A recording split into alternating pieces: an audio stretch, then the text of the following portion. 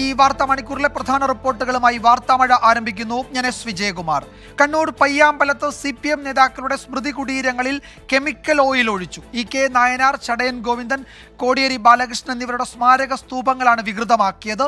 സജോ ദേവസ്യ വിവരങ്ങളുമായി ചേരുന്നു കണ്ണൂരിൽ നിന്ന്. സജോ, എപ്പോഴാണ് ഇത് ശ്രദ്ധയിൽപ്പെട്ടത്? പോലീസ് അന്വേഷണം തുടങ്ങിയിട്ടുണ്ടോ? എന്താണ് കൂടുതൽ വിവരങ്ങൾ ഈ ഘട്ടത്തിൽ പയ്യാമ്പലത്ത് നിന്ന് നൽകാൻ കഴിയുന്നത്?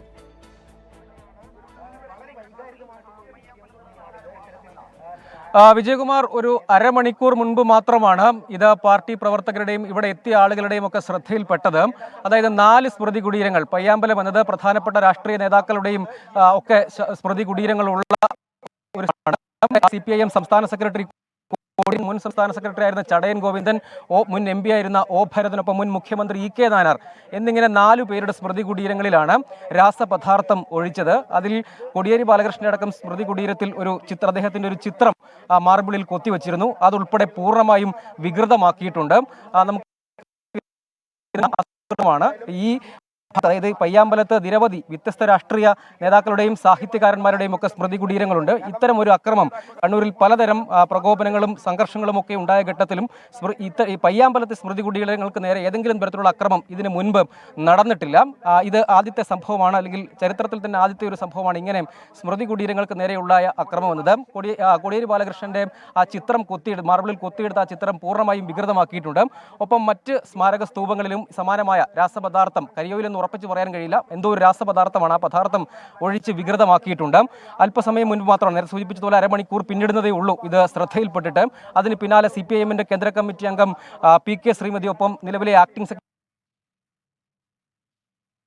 CPIM പറയുന്നതിന് പിന്നിൽ ഒരു ആസൂത്രിതമായ ഗൂഢാലോചനയുണ്ട്. പ്രകോപനം ഉണ്ടാക്കുക എന്ന ലക്ഷ്യത്തോടു കൂടി തിരഞ്ഞെടുപ്പൊക്കെ നിൽക്കുന്ന പശ്ചാത്തലത്തിൽ ആസൂത്രിതമായ ഒരു ഗൂഢാലോചന, ക്രമസമാധാനം തകർക്കുക, പ്രശ്നങ്ങൾ ഉണ്ടാക്കുക, ആസൂത്രിതമായി ഒരു പ്രശ്നം ഉണ്ടാക്കുക എന്ന ലക്ഷ്യത്തോടു കൂടി നടന്ന നീക്കമാണ് എന്നാണ് CPIM ആരോപിക്കുന്നത്. ഇക്കാര്യത്തിൽ ഏറ്റവും പെട്ടെന്നുള്ള ഉചിതമായ നടപടിയിലേക്ക് പോലീസ് കടക്കണം. പയ്യാമ്പലത്ത് ഈ സ്മൃതി കുടീരങ്ങൾ സ്ഥിതി ചെയ്യുന്ന സ്ഥലത്ത് CCTV-യുടെ സാധ്യതയില്ല. അതേസമയം ഇങ്ങോട്ടേക്ക് പ്രവേശിക്കുന്ന ഭാഗങ്ങളിൽ CCTV-യുടെ സാധ്യതയുണ്ട്. അത് പോലീസ് പരിശോധിക്കുന്നുണ്ട്. അപ്പം സ്ഥലത്ത് നിന്ന് കൂടുതൽ തെളിവുകൾ എന്തെങ്കിലും കണ്ടെത്താൻ കഴിയുമോ എന്ന ശ്രമം പോലീസ് നടത്തുന്നുണ്ട്. പോലീസ് നേരത്തെ തന്നെ സംഭവ സ്ഥലത്തെത്തി വിശദമായ പരിശോധനയിലേക്ക് കടന്നിട്ടുണ്ട്. കാരണം കൂടുതൽ ഇത്തരം ഒരു പ്രവൃത്തി, നീചമായ പ്രവൃത്തി, ആസൂത്രിതമായ ഗൂഢാലോചന എന്ന് CPIM ഇതിനകം തന്നെ പറഞ്ഞു കഴിഞ്ഞു. അതുകൊണ്ട് കുറ്റവാളികളെ കണ്ടെത്താനുള്ള ശ്രമം നടത്തണം. തിരഞ്ഞെടുപ്പിന്റെ ഒരു പശ്ചാത്തലത്തിൽ കൂടിയാണ് ഇത്തരം ഒരു അക്രമം. ഇതിന് മുൻപ് ഉണ്ടായിട്ടില്ലാത്ത വിധം സ്മൃതി കുടീരങ്ങൾക്ക് നേരെ ഒരു അക്രമം നടത്തുന്നു. അത് കണ്ണൂരിലെ സമാധാന അന്തരീക്ഷം തകർക്കാനുള്ള ശ്രമമാണ് എന്ന ആരോപണം CPIM ഉന്നയിച്ചു കഴിഞ്ഞു. കൃത്യമായ ഇടപെടലും നടപടിയും പോലീസിനോട് അവർ ആവശ്യപ്പെട്ട് കഴിഞ്ഞു. പ്രധാനപ്പെട്ട നേതാക്കളൊക്കെ സംഭവ സ്ഥലത്ത് ഇപ്പോഴും, അതായത് ഈ പയ്യാമ്പലത്തെ സ്മൃതി കുടീരങ്ങളുടെ സ്ഥലത്ത് തന്നെ ഇപ്പോഴും തുടരുകയും ചെയ്യുന്നുണ്ട്. പോലീസ് പ്രാഥമികമായ ഒരു പരിശോധനയിലേക്ക്, അതായത് പ്രധാനമായും ഇങ്ങോട്ട് പ്രവേശിക്കുന്ന സമയം അത് നടന്നിരിക്കാൻ സാധ്യത ഇന്ന് തന്നെയാണ്. ഇത് നേരത്തെ ഇന്നലെയൊന്നും നടന്നതല്ല, ഇന്ന് തന്നെ ആണ് ശ്രദ്ധയിൽപ്പെട്ടിരിക്കുന്നത്. അതായത് യഥാർത്ഥത്തിൽ ഈ കൃത്യം ഇന്ന് രാവിലെയോടുകൂടെ മറ്റോ ആയിരിക്കും നടന്നിട്ടുണ്ടാവുക, അല്ലെങ്കിൽ ഇത്തരം ഒരു രാസപദാർത്ഥം ഒഴിക്കുന്നത് ഈ സമയത്ത് അധിക സമയമായിട്ടുണ്ടാകില്ല ഒരുപക്ഷെ എന്നാണ് വിലയിരുത്തൽ. കാരണം കഴിഞ്ഞ ദിവസമൊന്നും ഇവിടെ നിരവധി ആളുകൾ എത്തുന്നതാണ്, അവരുടെ ഒന്നും ശ്രദ്ധയിൽപ്പെട്ടിരുന്നില്ല. ഒരു 3/4 മണിക്കൂർ മുൻപ് മാത്രമാണ് ഇത് ആളുകളുടെ ശ്രദ്ധയിൽപ്പെടുന്നത്. അതിന് പിന്നാലെയാണ് പാർട്ടി നേതാക്കളുടെ ശ്രദ്ധയിലും എത്തുന്നത്. അതിന് പിന്നാലെ തന്നെ അവർ സംഭവ സ്ഥലത്തേക്ക് എത്തുന്നു. ഏതായാലും പോലീസ് ഈ സ്ഥലത്തേക്ക് എത്തി പരിശോധനയിലേക്ക് കടക്കുന്നുണ്ട്. പോലീസ് ഉദ്യോഗസ്ഥരടക്കം സ്ഥലത്തുണ്ട്. അവരുടെ സജോ നേരത്തെ സൂചിപ്പിച്ചതുപോലെ ആ പരിസരത്ത്, ആ മേഖലയിൽ CCTV സാന്നിധ്യം ഉണ്ടാകില്ല. പക്ഷേ അതിൻ്റെ ചുറ്റുപാടും CCTV ഉണ്ടാകും. അതിലെ ദൃശ്യങ്ങൾ ശേഖരിക്കാവുന്നതാണ്. ആരൊക്കെ ഇവിടേക്ക് കടന്നുവെന്ന് കണ്ടെത്താൻ കഴിയും. പോലീസ് ഉദ്യോഗസ്ഥരുടെ പ്രതികരണം നമുക്കത് ശ്രദ്ധിക്കാം.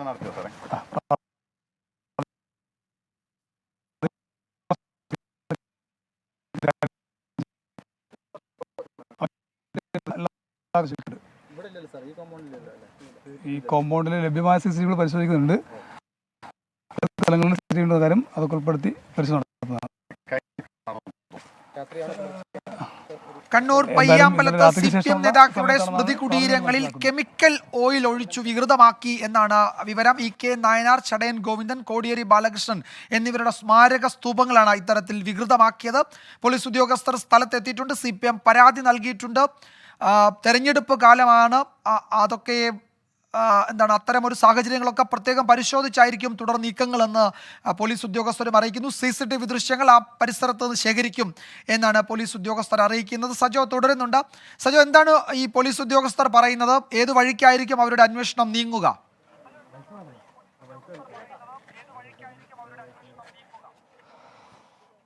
വിജയകുമാർ, അവർ പറയുന്നത് ഒരു രാസപദാർത്ഥമാണ് ഒഴിച്ചിരിക്കുന്നത് എന്നാണ് ഇപ്പോഴത്തെ ഒരു നിഗമനം. അതിൻ്റെ ശാസ്ത്രീയ പരിശോധന നടക്കുന്നുണ്ട്. ഒപ്പം സമീപത്തെ, അതായത് ഈ സ്മൃതി കുടീരം ഇരിക്കുന്ന ഭാഗത്തും നേരെ എതിർഭാഗത്ത് ബീച്ചാണ്. ആ ഭാഗത്തൊന്നും CCTV ഇല്ല. അതേസമയം ഈ ഇങ്ങോട്ടേക്ക് സ്മൃതി കുടീരം ഇരിക്കുന്ന സ്ഥലത്തേക്കും ബീച്ചിലേക്കുമുള്ള പ്രവേശന കവാടങ്ങളിലൊക്കെ CCTV ഉണ്ട്. ആ ദൃശ്യങ്ങൾ പരിശോധിക്കുന്നു. സ്ഥലത്ത് നിന്ന് എന്തെങ്കിലും സംശയകരമായ കാര്യങ്ങൾ ഇതുവരെ കണ്ടെത്തിയിട്ടില്ല. അതിനുവേണ്ടിയുള്ള ശ്രമം ഇപ്പോഴും പോലീസ് തുടരുന്നുണ്ട്. വളരെ വേഗത്തിൽ തന്നെ, അതായത് ഈ രാത്രിക്ക് ശേഷമായിരിക്കും, പുലർച്ചയോടുകൂടിയായിരിക്കും, അല്ലെങ്കിൽ പുലർച്ചയ്ക്ക് ശേഷമോ മറ്റോ, അതായത് ഇന്ന് തന്നെയാണ് ഈ സംഭവം നടന്നിട്ടുള്ളത് എന്നാണ് പ്രാഥമിക തന്നെ എത്തി ഈ രാസപദാർത്ഥവുമായി എത്തി ഒഴിക്കുകയായിരുന്നു എന്നത് കൃത്യമാണ്, അത് വ്യക്തവുമാണ്. ഇപ്പോൾ നേതാക്കൾ ഉൾപ്പെടെ ഈ അവരുടെ കാര്യങ്ങൾ പോലീസുമായി പങ്കുവെക്കുകയും ചെയ്യുന്നുണ്ട്. അതായത് കൃത്യമായി ഇത്രയും സ്തൂപങ്ങൾ വികൃതമാക്കുക എന്ന ലക്ഷ്യത്തോടു കൂടി തന്നെയാണ് ഇതാരാണ് ചെയ്തതെങ്കിലും അക്രമികൾ ഇങ്ങോട്ടേക്ക് എത്തിയതും, ഒന്നിൽ കൂടുതൽ ആളുകളുണ്ടോ, ഒരാൾ മാത്രമാണോ എന്നതൊന്നും വ്യക്തതയില്ല. ഏതായാലും ഇങ്ങോട്ടേക്ക് എത്തിയതും ആസൂത്രിതമായി തന്നെ വളരെ കൃത്യമായി ഈ രാസപദാർത്ഥവുമായി ഇവിടെ എത്തുക, ഇവിടെ ഒഴിച്ച് നശിപ്പിക്കുക എന്ന ലക്ഷ്യം തന്നെ ഇതിന് പിന്നിലുണ്ട് എന്നത് വ്യക്തവുമാണ്. ഏതായാലും ഇന്ന് തന്നെയാണ് ഈ സംഭവം നടന്നിട്ടുള്ളത്. കഴിഞ്ഞ ദിവസമല്ല, ഇന്നലെയൊന്നും ആരുടെയും ശ്രദ്ധയിൽപ്പെട്ടിട്ടില്ല. അതുകൊണ്ട് പോലീസും പറയുന്നത് രാവിലെയോടുകൂടി ആയിരിക്കും ഈ സംഭവം ഉണ്ടായിരിക്കാൻ സാധ്യത. പുലർച്ചയോടുകൂടി എത്തി ഒഴിച്ചതായിരിക്കാം, പിന്നീടാണത് ശ്രദ്ധയിൽപ്പെടുന്നത്. ഏതായാലും അങ്ങനെ ഒരു ശ്രമം ഉണ്ടായിട്ടുണ്ട്. മറ്റൊന്ന്, ഈ കോടിയേരി ബാലകൃഷ്ണൻ അടക്കമുള്ളവരുടെ ഈ സ്തൂപത്തിൽ സ്ഥാപിച്ചിരുന്ന ചിത്രം, അതായത് മാർബിളിൽ കൊത്തി സ്ഥാപിച്ച ഒരു ചിത്രമാണ്. അതുൾപ്പെടെ പൂർണ്ണമായും വികൃതമായിട്ടുണ്ട്. 4 പ്രധാനപ്പെട്ട നേതാക്കളുടെ സ്മൃതി കുടീരങ്ങൾ ഒരുമിച്ച് സ്ഥിതി ചെയ്യുന്നതാണ്. അതിന് നേരെയാണ് ഈ ആക്രമണം ഉണ്ടായിട്ടുണ്ട്. മുൻപ് പല സ്മൃതി കുടീരങ്ങൾ, വ്യത്യസ്ത രാഷ്ട്രീയ ചേരിയിലുള്ളവരുടെ സ്മൃതി കുടീരങ്ങൾ, നേതാക്കളുടെ ഒക്കെ സ്മൃതി കുടീരങ്ങൾ ഉണ്ടെങ്കിലും ഇത്തരം ഒരു അക്രമം ആദ്യമായിട്ട് നടക്കുന്നതാണ്. അതിന്റെ ഗൗരവമുണ്ട്. മറ്റൊന്ന്, തിരഞ്ഞെടുപ്പ് കാലമാണ്. CPM പ്രവർത്തകരെ സംബന്ധിച്ച് അവർ വളരെ വൈകാരികമായി അടുപ്പം സൂക്ഷിക്കുന്ന, അല്ലെങ്കിൽ ഓർമ്മയിൽ സൂക്ഷിക്കുന്ന നേതാക്കളൊക്കെയാണ്. അതുകൊണ്ട് അത്തരം പ്രകോപനങ്ങൾക്കൊക്കെ സാധ്യതയുണ്ട്. അതുകൂടി ലക്ഷ്യമിട്ടുള്ള ആസൂത്രിത നീക്കമാണ് എന്ന് CPM ഇതിനകം ആരോപിച്ചു കഴിഞ്ഞു. CPM ജില്ലാ ആക്ടിംഗ് സെക്രട്ടറി TV രാജേഷും കേന്ദ്ര കമ്മിറ്റി അംഗം PK ശ്രീമതിയും സമാനമായ ആരോപണം ഉന്നയിച്ചു കഴിഞ്ഞു. ഏതായാലും പോലീസ് ഊർജിതമായ അന്വേഷണത്തിലേക്ക് ഈ ഘട്ടത്തിൽ കടക്കും. ശരി സജോ, EK നായനാർ, ചടയൻ ഗോവിന്ദൻ, കോടിയേരി ബാലകൃഷ്ണൻ എന്നിവരുടെ സ്മാരക സ്തൂപങ്ങളാണ് വികൃതമാക്കിയത്. CPM പരാതി നൽകിയിട്ടുണ്ട്. തെരഞ്ഞെടുപ്പ് കാലം കൂടിയാണ്, ആ നിലയ്ക്കൊക്കെയുള്ള ഇടപെടൽ സംശയിക്കുന്നുണ്ട് എന്നാണ് CPM നേതാക്കൾ, ജില്ലാ സെക്രട്ടറി ചുമതല വഹിക്കുന്ന നേതാക്കളും അതുപോലെ തന്നെ കേന്ദ്ര കമ്മിറ്റി അംഗം PK ശ്രീമതിയും ഒക്കെ വ്യക്തമാക്കിയത്. പോലീസ് അന്വേഷണം തുടങ്ങി. സമീപ മേഖലകളിൽ നിന്ന് ശേഖരിക്കാവുന്ന CCTV ദൃശ്യങ്ങൾ പരിശോധിക്കുമെന്നാണ് പോലീസ് ഉദ്യോഗസ്ഥർ അറിയിച്ചത്. സജോ ദേവസ്യാണ് കണ്ണൂരിൽ നിന്ന് വിവരങ്ങൾ നൽകിയത്. വാർത്താ മഴ തുടരുന്നു. ലോക്സഭാ തെരഞ്ഞെടുപ്പ് വാർത്തകളിലേക്ക്. ICL FinCorp 24 ഇലക്ഷൻ സമർപ്പിക്കുന്നത് ICL FinCorp, the intelligent choice. Powered by Asset, responsibly yours. in association with Durashine Roof and Wall Sheets, ഒരു ടാറ്റ ബ്ലൂസ്കോപ്പ് സ്റ്റീൽ ഉൽപ്പന്നം.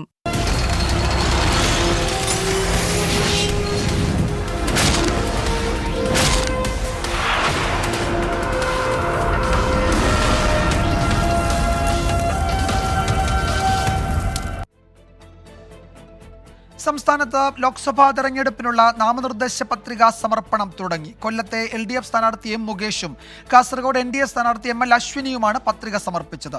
നിരവധി നേതാക്കൾക്കും പ്രവർത്തകർക്കും ഒപ്പം എത്തിയാണ് ഇരുവരും നാമനിർദ്ദേശ പത്രിക സമർപ്പിച്ചത്. എൻ്റെ നോമിനേഷൻ വളരെ ആവേശത്തോടെയും സന്തോഷത്തോടെയും നമ്മൾ സമർപ്പിച്ചു. ഇനി 1 മാസത്തോളമുണ്ട്. എല്ലാ സഹാക്കളും, പ്രവർത്തകരും, അനുഭാവികളും, സുഹൃത്തുക്കളുമെല്ലാം ആത്മാർത്ഥമായിട്ട് ഈ വിജയത്തിന് വേണ്ടി പ്രയത്നിക്കണം എന്ന് മാത്രമാണ് എനിക്കിപ്പോൾ പറയാനുള്ളത്. 100% ആത്മവിശ്വാസമാണ്. 1ാം ഘട്ടം കഴിഞ്ഞു, 2ാമത് സ്റ്റാർട്ട് ചെയ്തിട്ടുണ്ട്. ഓൾറെഡി ഒരു 40% കഴിഞ്ഞു 2ാം ഘട്ടം. നല്ല പ്രതികരണം ഗംഭീരമായി നടക്കുന്നുണ്ട്. നല്ല പോസിറ്റീവ് വൈസ് ഉണ്ട്. അടുത്ത മാസം 4 വരെ പത്രിക സമർപ്പിക്കാം. ഏപ്രിൽ 8 വരെയാണ് പത്രിക പിൻവലിക്കാനുള്ള സമയം. അരുൺ രാജും അരുൺ പാറയ്ക്കലും വിവരങ്ങൾ നൽകും. അരുൺ, കാസർഗോഡ് കടുത്ത പോരാട്ടം നടക്കുന്നുണ്ട്, വലിയ രാഷ്ട്രീയ പോരാട്ടം നടക്കുന്നുണ്ട്. അതിനിടയിൽ NDA സ്ഥാനാർത്ഥി ആദ്യ ദിവസം തന്നെ നാമനിർദ്ദേശ പത്രിക സമർപ്പിക്കാനെത്തി. എന്തൊക്കെയാണ് വിവരങ്ങൾ? നേതാക്കൾക്കും പ്രവർത്തകർക്കും ഒപ്പം ഒരു റോഡ് ഷോ കണക്കെയാണല്ലോ NDA സ്ഥാനാർത്ഥി നാമനിർദ്ദേശ പത്രിക സമർപ്പിക്കാനെത്തിയത്, അല്ലേ?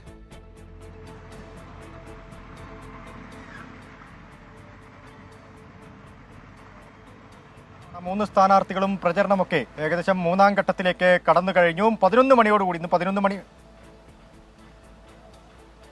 മൈക്ക് ഓഫ് ആയോ? മൂന്നാം ഘട്ട പ്രചരണം BJP സ്ഥാനാർത്ഥി NDA സ്ഥാനാർത്ഥി ML അശ്വിനി ഇന്ന് 11 മണിയോടുകൂടിയാണ് ജില്ലാ വരണാധികാരിക്ക് മുന്നിലേക്ക് എത്തിയത്. BC റോഡിൽ നിന്ന് 500-ലധികം പ്രവർത്തകരുടെ അകമ്പടിയോടുകൂടി വലിയ ആഹ്ലാദ പ്രകടനത്തോടു കൂടിയാണ് ഈ വരണാധികാരിക്ക് മുന്നിലേക്ക് എത്തിയത്. നാമനിർദ്ദേശ പത്രിക സമർപ്പിച്ചു കഴിഞ്ഞു. BJP സംസ്ഥാന സെക്രട്ടറിമാരായ അഡ്വക്കേറ്റ് ശ്രീകാന്ത്, അഡ്വക്കേറ്റ് രഞ്ജിത്ത് തുടങ്ങിയ സംസ്ഥാന നേതാക്കൾ ഉൾപ്പെടെ ഈ സ്ഥാനാർത്ഥിക്കൊപ്പം ഉണ്ടായിരുന്നു. മാത്രമല്ല ജില്ലയിലെ തന്നെ NDAയുടെ ആദ്യത്തെ വനിതാ സ്ഥാനാർത്ഥി, ലോക്സഭാ മണ്ഡലത്തിലെ ആദ്യ വനിതാ സ്ഥാനാർത്ഥി എന്ന പ്രത്യേകത കൂടിയുണ്ട്. ആദ്യമായി നേരിട്ട തെരഞ്ഞെടുപ്പിന് വോർക്കാടി പഞ്ചായത്തിലെ ബ്ലോക്ക് പഞ്ചായത്ത് അംഗം കൂടിയാണ്. ആദ്യ തെരഞ്ഞെടുപ്പിൽ തന്നെ വിജയം കരസ്ഥമാക്കിയ ഒരു ആത്മവിശ്വാസം കൂടി ഈ സ്ഥാനാർത്ഥിക്കുണ്ട്. എന്തായാലും സ്ഥാനാർത്ഥി രണ്ടാം ഘട്ട പര്യടനം ലോക്സഭാ മണ്ഡലത്തിൽ അതിന്റെ പകുതിയോളമായി വലിയ ആത്മവിശ്വാസമുണ്ട്. ജനങ്ങൾ വലിയ സ്വീകാര്യത നൽകുന്നു, വോട്ടർമാർ വലിയ സ്വീകാര്യത നൽകുന്നു എന്നാണ് NDA സ്ഥാനാർത്ഥി നമ്മോട് പങ്കുവച്ചത്. വലിയ ആത്മവിശ്വാസം NDA പ്രവർത്തകർക്കും NDA നേതാക്കൾക്കും ഉൾപ്പെടെ ജില്ലയിലുണ്ട്. എന്തായാലും കഴിഞ്ഞ തെരഞ്ഞെടുപ്പിൽ 1,76,000-ലധികം വോട്ടാണ് അന്നത്തെ സ്ഥാനാർത്ഥിയായ രവീശ് ചന്ദ്രി കുണ്ടാർ കരസ്ഥമാക്കിയിരുന്നത്. അതിലധികം വോട്ട് ഇത്തവണ പിടിക്കാൻ കഴിയുമെന്നൊരു ആത്മവിശ്വാസം ML അശ്വിനി പങ്കുവെക്കുന്നുണ്ട്. വിജയകുമാർ. യെസ്, അരുൺ പാറക്കിലാണ് വിവരങ്ങൾ നൽകിയത് കാസർഗോഡ് നിന്ന്. അരുൺ രാജ് കൊല്ലത്തുനിന്ന് വിവരങ്ങൾ നൽകും. അരുൺ, പ്രചാരണമൊക്കെ തുടങ്ങി ആദ്യ 1-2 വട്ട പ്രചാരണം പൂർത്തിയാക്കിയ ശേഷമാണ് ഇതാ നാമനിർദ്ദേശ പത്രിക സമർപ്പിക്കാൻ മുകേഷ് എത്തുന്നത്. ആരൊക്കെ ഒപ്പം ഉണ്ടായിരുന്നു? എന്തായിരുന്നു മുകേഷിന്റെ പ്രതികരണം പിന്നീട്? വിജയകുമാർ, സംസ്ഥാനത്ത് ആദ്യമായി തെരഞ്ഞെടുപ്പ് പ്രചരണം തുടങ്ങിയത് മുകേഷാണ് ഇടതുപക്ഷത്ത് നിന്ന്. അതേ മുകേഷ് തന്നെയാണ് സംസ്ഥാനത്ത് ആദ്യമായി നോമിനേഷൻ കൊടുത്ത ഇടതുപക്ഷ സ്ഥാനാർത്ഥിയും. അല്പസമയം മുമ്പാണ് മുകേഷും അതുപോലെ തന്നെ കൊല്ലം ജില്ലയുടെ LDF നേതൃത്വവും ഒന്നടങ്കം പ്രകടനമായി ജില്ലാ കളക്ടറേറ്റിലേക്ക് എത്തി കളക്ടർ N ദേവിദാസിന് മുമ്പാകെ നാമനിർദ്ദേശ പത്രിക സമർപ്പിച്ചത്.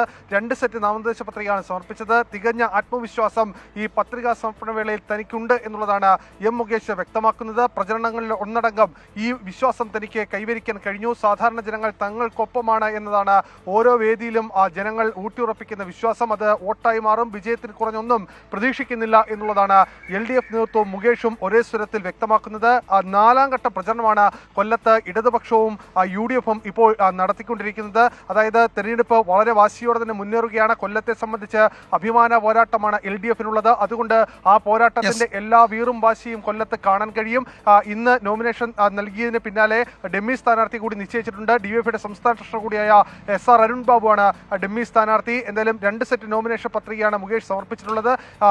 ഈ ഒരുക്കങ്ങളെല്ലാം പൂർത്തിയാണ്. പ്രചരണ പരിപാടികൾ വളരെ കാര്യക്ഷമമായി നടക്കുന്നു എന്നുള്ളതാണ് LDF നേതൃത്വം വ്യക്തമാക്കുകയും ചെയ്യുന്നത്. വിജയകുമാർ. യെസ്, നാമനിർദ്ദേശ പത്രിക സമർപ്പണത്തിന്റെ ആദ്യ ദിവസം 2 സ്ഥാനാർത്ഥികൾ, കൊല്ലത്ത് LDF സ്ഥാനാർത്ഥിയും കാസർഗോഡ് NDA സ്ഥാനാർത്ഥിയും പത്രിക സമർപ്പിച്ചു. തെരഞ്ഞെടുപ്പ് വിജ്ഞാപനം വന്നതോടെ സംസ്ഥാനത്ത് പ്രചാരണത്തിന് ഒന്നുകൂടി ചൂടുപിടിച്ചു. പൗരത്വ നിയമ ഭേദഗതിയിൽ ആരോപണ പ്രത്യാരോപണങ്ങളും കടുക്കുകയാണ്. CAA BJPയുടെ കെണിയാണെന്നും നിയമം രാജ്യത്ത് ആരുടെയും പൗരത്വം കളയില്ലെന്നും ഷിബു ബേബി ജോൺ എന്ന് പറഞ്ഞു. ഈ രാജ്യത്തെ ഒരു പൗരന്റെയും പൗരത്വം നഷ്ടപ്പെടുമെന്നുള്ള അഭിപ്രായം RSPക്കില്ല, ഞങ്ങൾക്കില്ല. BJP ആഗ്രഹിക്കുന്നത് ഈ തെരഞ്ഞെടുപ്പിൽ മുഖ്യ ചർച്ചാ വിഷയമായി പൗരത്വ നിയമം മാറണം എന്നുള്ളതാണ്. അവരാ കെണി ഒരുക്കുന്ന, അതിൽ വീഴരുത്. അവരെ സംബന്ധിച്ചിടത്തോളം പൗരത്വ നിയമം ഇപ്പോൾ പുറത്തു കൊണ്ടുവന്നത് രാജ്യത്തുടനീളമുള്ള വിലക്കയറ്റം കാരണമുള്ള പട്ടിണിയും ദാരിദ്ര്യവും അത് മറക്കുന്ന നിലയിലേക്കൊരു ഒരു വിഷയം വേണം എന്നുള്ളതും. തെരഞ്ഞെടുപ്പ് എടുക്കുന്നതനുസരിച്ച് ഇടതുപക്ഷ ജനാധിപത്യ മുന്നണിയുടെ രാഷ്ട്രീയ പാപ്പരത്വം അത് തെളിഞ്ഞിരിക്കുകയാണ്. വടകരയിലെ LDF സ്ഥാനാർത്ഥി KK ശൈലജയ്ക്കെതിരായ വ്യക്തിഹത്യയിലും പ്രത്യാരോപണം കടുക്കുകയാണ്. ആക്ഷേപ രാഷ്ട്രീയം കോൺഗ്രസിൻ്റെതല്ലെന്ന് ഷാഫി പറമ്പിൽ പ്രതികരിച്ചപ്പോൾ വ്യക്തിഹത്യ എതിർവിഭാഗത്തിന്റെ സംസ്കാരത്തിന്റെ ഭാഗമെന്നായിരുന്നു KK ശൈലജയുടെ പ്രതികരണം. ഞങ്ങൾ അങ്ങനെ ഒരു ആക്ഷേപത്തിന്റെ പൊളിറ്റിക്സുമായിട്ട് മുന്നോട്ട് പോകുന്ന ആളുകളല്ല. വളരെ സ്ട്രെയിറ്റ് ആയിട്ട് തന്നെ പറയാം. ഞാൻ മുമ്പും ചോദിച്ചൊരു ചോദ്യം, ഞങ്ങൾ ആരെങ്കിലും ആയിരുന്നു ആ സ്ഥാനത്തെങ്കിൽ എന്താവുമായിരുന്നു CPIM-ന്റെയും നേതാക്കന്മാരുടെയും ഇപ്പോഴത്തെ റെസ്പോൺസ്? അങ്ങനെയൊരു ആളെ അധിക്ഷേപിക്കാൻ പാടില്ലല്ലോ. ഓരോരുത്തരുടെയും സംസ്കാരമാണ്. എന്നെ ഈ നാട്ടിലെ ജനങ്ങൾക്കറിയില്ലേ ഞാൻ എങ്ങനെയാണ് പ്രവർത്തിച്ചതെന്നുള്ളത്. ഇനി പരാതി കൊടുത്തതുകൊണ്ട് ഇവരെല്ലാം നല്ല കുട്ടികളായി എന്നൊന്നും ഞാൻ കരുതുന്നില്ല. അത് തുടർന്നുകൊണ്ടേയിരിക്കും. ഇലക്ഷൻ്റെ തൊട്ടടുത്ത് ഇതുപോലുള്ള കുറേ നുണകൾ പ്രചരിപ്പിക്കാൻ അണിയറയിൽ തയ്യാറെടുക്കുന്നുണ്ടെന്നാണ് ചിലർ പറയുന്നത്. എന്തോ ആയിക്കോട്ടെ, ഈ നാട്ടിലെ ജനങ്ങളെടുത്ത് നിങ്ങളുടെ ഒരു നുണ പ്രചരണവും വിലപ്പോവില്ല എന്നുള്ളത് എനിക്ക് ഉറപ്പാണ്. നമ്മുടെ നാട്ടിലെ ജനങ്ങൾ കോൺഗ്രസ് പാകിസ്ഥാനിൽ യൂണിറ്റ് തുടങ്ങുന്നതാണ് നല്ലതെന്ന പത്തനംതിട്ടയിലെ BJP സ്ഥാനാർത്ഥി അനിൽ കെ ആന്റണിയുടെ പരാമർശവും വിവാദങ്ങൾക്ക് തിരികൊളുത്തിയിട്ടുണ്ട്. ഞാൻ കോൺഗ്രസ് പാർട്ടി വിട്ടത് തന്നെ അവരുടെ ചില രാജ്യവിരുദ്ധ നയങ്ങൾ കാരണമാണ്. ഇങ്ങനെ ഒരു പാർട്ടി ഇന്ന് ഇന്ത്യയിൽ നിലനിൽക്കുന്നത് തന്നെ വലിയൊരു ആശ്ചര്യമാണ്. ഈ പാർട്ടി ഇന്ത്യൻ നാഷണൽ കോൺഗ്രസ് എന്നൊക്കെ പേരുണ്ടെങ്കിലും ഇന്ത്യനൊക്കെ മാറ്റി ഇവിടെ ഇവരുടെ യൂണിറ്റുകളൊക്കെ പിരിച്ചുവിട്ട് ഇവർ വല്ല അയൽ രാജ്യമായ പാകിസ്ഥാനിൽ പോയി ഒരു യൂണിറ്റ് ഉണ്ടാക്കി വല്ല പാകിസ്ഥാൻ നാഷണൽ കോൺഗ്രസ് ഒക്കെ തുടങ്ങുന്നതായിരിക്കും ഇവർക്ക് ഉചിതമാണ് എന്നാണ് ഇവരുടെ ഈ ഇന്നത്തെ പരാമർശങ്ങളൊക്കെ കാണുമ്പോൾ എനിക്ക് തോന്നുന്നത്. വാർത്താമഴ തുടരുന്നു. സീറ്റ് തർക്കങ്ങൾക്കിടെ മഹാരാഷ്ട്രയിൽ മഹാവികാസ് അഘാഡിയുടെ നിർണായക യോഗം വൈകിട്ട് ചേരും. മഹാരാഷ്ട്രയിൽ ശിവസേന ഏകപക്ഷീയമായി സ്ഥാനാർത്ഥി പട്ടിക പ്രഖ്യാപിച്ചിട്ടില്ലെന്ന് സഞ്ജയ് റാവത്ത് 24 പറഞ്ഞു. മഹാവികാസ് അഘാഡി സഖ്യത്തിൽ തർക്കങ്ങളില്ല. ശിവസേന ഉദ്ധവ് വിഭാഗം 22 സീറ്റിൽ മത്സരിക്കുമെന്നും ഇക്കാര്യത്തിൽ ഇനി ചർച്ചയ്ക്ക് പ്രസക്തിയില്ലെന്നും സഞ്ജയ് റാവത്ത് കൂട്ടിച്ചേർത്തു. റിപ്പോർട്ടോടെ വാർത്താമഴ അവസാനിക്കുന്നു.